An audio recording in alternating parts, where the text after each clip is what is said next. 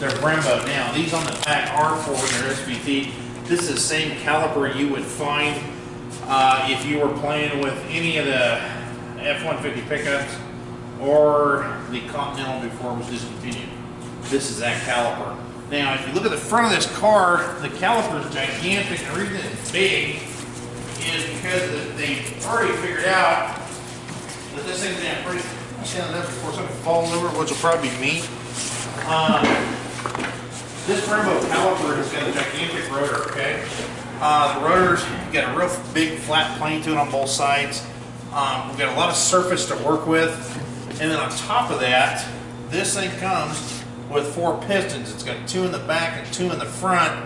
We even run an external hydraulic line from the reservoir on the back side here over to the other side. So basically, it's 2 calipers in one, okay? They run an external line that's going to feed this side, okay? And we have a bleeder screw right here that's external. So we can actually, if I had a race wheel on here that was like a 5-spoke, I could turn this, pop this off, stick a brake tool on here, break this open, have the driver hit the brakes. I could shoot the screaming hot brake fluid out of it, close this sucker, have him do it a couple of times while somebody else is adding brake fluid to it, and I could actually take and put cool brake fluid in the car or the fuel in it, which is going to really increase the brake efficiency out of the vehicle or make it stop a whole lot better. These Brembo brakes, the brake pads are going to wear extremely well because I have equal pressure at the top as I do at the bottom, because I've already told you hydraulic fluid, no matter how many pistons you line up, are all going to be exactly the same as long as they're the same diameter moving, okay? If I put 10 of them in a row, the 10 of those are going to move the exact same amount of distance as long as they're all the same diameter, okay? And this caliper has got 4 of the same exact size pistons in it. And when I hit the brakes on this, the brake fluid initially is going to go in here, fill this back cavity. It's going to start moving this caliper, and then the resistance of moving the caliper is going to force the brake fluid through the external line over to here, because it's easier to start moving this one. And then they're going to move together absolutely equal on pressure, okay? And that's why these work so effectively. The other reason these work so effectively is I got pressure on 100% of the pad. Okay, the 100% of that pad is smashed down on that rotor, which is going to increase our temperature range, which is going to give us some crazy friction, which is going to make this thing stop. Okay, now this Mustang is just like anything else out there. The weight ratio is totally screwed up. I've got the engine hanging over this front axis. I've got a transmission almost hanging over the front axis. I have all the weight primarily over the front axle, okay? That's why they've got such a large caliper on the front of this vehicle, is because the weight's here. At the back of this Mustang, virtually all I have is a hatchback, a panel glass, and a gas tank. That's it. So at the back of the car, I have got a very small single piston caliper that, and this is what I was explaining to you guys, where I only have 1 piston in the back. That piston's going to push forward, and when the resistance gets high enough to push that piston against the rotor, that it's easier for it to push the body across, it does, because the body is mounted on slide pins and it can actually move back and forth. So it's going to clamp like your hand, okay? And this is not a very big caliper, and the reason being is because there's not a whole lot of weight back here. Basically, I have a rear differential, and that's it, okay? So when I slam on the brakes, this car's going to have a real tendency to nosedive because of the weight being in the front of it, which is going to accentuate the problem even more. Because now I've transferred what little weight I had back here, transferred it towards the front or forward most, which makes this even worse, okay? That's why we went to ABS and traction control and all that, is so that we can electronically override some of the shortcomings in weight and try to keep the vehicle stopping at its utmost best, okay? Because without, I can tell you comfortably, if this car didn't have ABS and traction control and everything else that it does have, if you were to slam on the brakes, this thing would skid the rear tires for a week, okay? Because we just don't have anything back here to get anything done with, okay? Now, the rotors on this thing are vented. If you look in the centers of them, they have 2 planes that actually have vanes running in between them.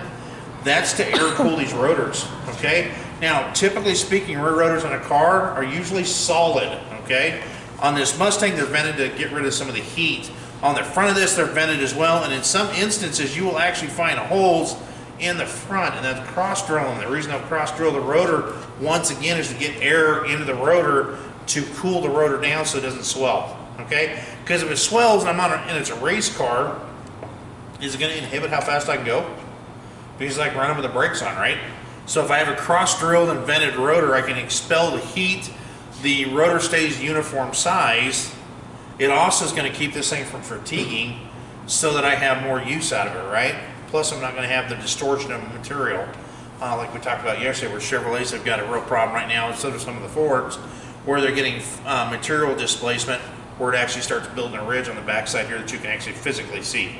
Some F-150 pickups, you could actually stick a quarter inside here, and the quarter, you can't see the quarter if you look this way, but you can see it looking this way because it's that thick a ridge.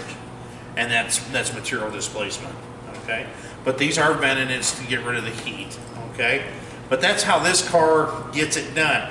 Now that hybrid, surprisingly, even though it's small, that little hybrid is pretty heavy. You guys gotta understand, I got a gigantic battery in that sucker. I also have the 330 system, I've got a controller in there. I've got a multitude of modules and equipment to make this thing a hybrid, okay? Now, I lose some of the weight because it's got an Atkinson engine in it. Atkinson engines, which is what most of the hybrids run, is a low compression engine. They're actually built low compression. The reason they're built low compression is because they're gonna start this thing by actually energizing those magnets inside the bell housing I was telling you about that we use for regenerative braking. We're actually gonna energize those to spin the torque converter to start this engine. That truck technically does not have a starter motor. There's no starter motor on it at all. Oh. Yeah, learned something today, didn't you? Yeah. Done. We can go home now. So the magnets are going to energize. They're going to spin that torque converter. The torque converter is going to spin the crankshaft. She's going to light up. It's low compression as well because they're not using it as a power source, okay? It's assisted power. Now, if I'm leaving Laramie going to Cheyenne with it, you know that big draw there, that big climb? That gas engine's coming on for two reasons. One thing, I'm going through electricity like it's going out of style because I'm running a 10% grade. The other part of that is because this thing's freaking heavy and I need what little horsepower it'll put out to help the electric transmission get me up the street, okay? Now, once I get over the top of that crescent and I start going down into Cheyenne, that gas engine's gonna stay on for a little while to replenish the battery, okay? Now, once that battery's up to a certain level, it's gonna shut the Atkinson off again, disengage the Atkinson, it's gonna sit up there and do a whole lot of nothing. The electric transmission is now gonna take off with the car, okay? And the electricity with the transmission is gonna motivate that thing down the street, and every time I hit the brakes, the regenerative is gonna take place, and I will recharge the battery, main body battery. And I'll comfortably tell you that if you really drive a hybrid, it is all downhill from the Summit to Cheyenne. And it is all uphill coming the other way.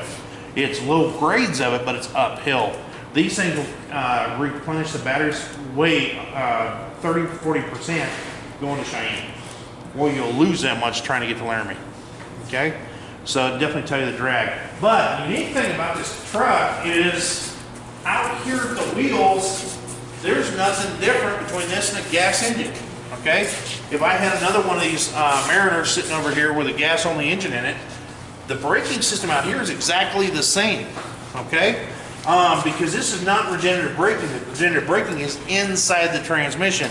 The brakes work exactly the same. I've got my flex line here going down to my caliper right here. I have a single piston in here that's going to push this body back and forth to clamp down the brakes on a rotor. And if you notice, this rotor is not vented, okay? Reason it's not vented is it's a Mariner, okay? This grocery getter is not going to generate the heat that one's going to generate, okay? This little grocery getter, especially it's a hybrid, they're not screaming fast, okay? So they don't have to have an extremely high performance brake system on it. But if you look at this caliper, it's very similar to the one on the Mustang. It's just we don't accommodate it with a vented rotor, we don't accommodate it with some other stuff, and I guarantee the brake pad composition is completely different than what's on that Mustang because we don't need it, okay? But this is a hydraulic caliper on the back of this with disc brakes, okay? And at the front of this thing, once again, I've got a caliper. This is going to be a single piston caliper. It only has one piston in the back, no piston in the front. It's going to slide the caliper back and forth to apply the brake pads on a vented rotor. This is vented in the center to dissipate the heat. The reason they dissipate is because why? All the weight's up front? Yeah, this thing's horrible as well. Actually, a Mariner is better with a hybrid than it is as a gas model. And the reason that's the case, the battery for the hybrid Mariner is actually located in the back quarter, okay? So, and the battery is heavy. The battery requires usually a forklift to take them out, okay? So the weight split is actually better on the hybrid. The gas model, all you have back there is a whole lot of air and a plastic gas tank, and that's it. So on the Mariner, this Mariner here, you could probably say the coefficiency to the rear brake tire, the rear brakes is better than the gas model comparable to it. The only difference is this sucker weighs more. So maybe when you test the two of them, they come real close to each other because both of them have a deficit. This one has weight, that one has less coefficiency. But it's the same platform, and they're equipped identically. Okay, there's actually no difference. All right. Once again, this is going to have a flex line right here, and this is a unique situation because this flex line actually mounts to the strut mechanically here, and we have another flex line right here. Basically, it's two flex lines in one. Okay, guys, these are susceptible. You need to watch, especially if you get a car in the shop and it's got aftermarket wheels. Okay, if they've got the offset wrong on the wheels and the wheels are too far inboard, some instances that tire will rub on this guy till it rubs through it.